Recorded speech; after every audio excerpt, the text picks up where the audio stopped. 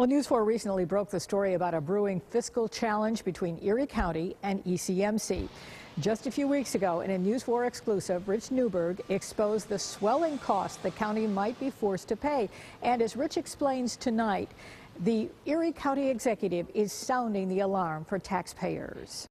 I'm very worried about the financial status of the county. And number one on the county executive's list of worries is how much Erie County may owe the Erie County Medical Center for patients who are uninsured or underinsured. We may have to pay them up to $51 million this year, and we only have $16 million in the budget. Mark Poloncarz blames his predecessor, Chris Collins, for underestimating future county costs to ECMC and for allegedly hiding much of the $50 million in overall expenses to the county and declining revenue that Poloncarz said he could never anticipate. I'm fairly confident that his administration knew about some of these items because they basically fell in our lap when we took office on January 1st. It's certainly disappointing to hear the blame game started.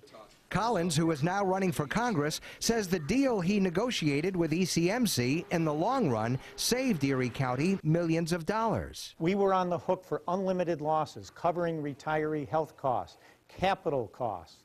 We're all on the hook.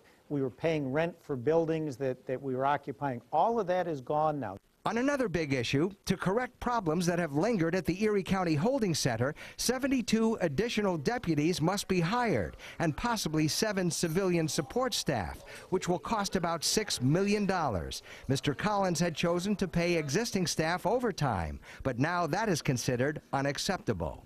You have to take the human factor in. So if you look at a situation where an individual works 16 hours, after a certain amount of time, that individual becomes let's say, less friendly, possibly. We're working to get this resolved, but now we got to find the money to do it. The new positions at the holding center are now mandated by the state. On the other big issue, ECMC is working with Erie County to work out a payment plan that won't break the bank.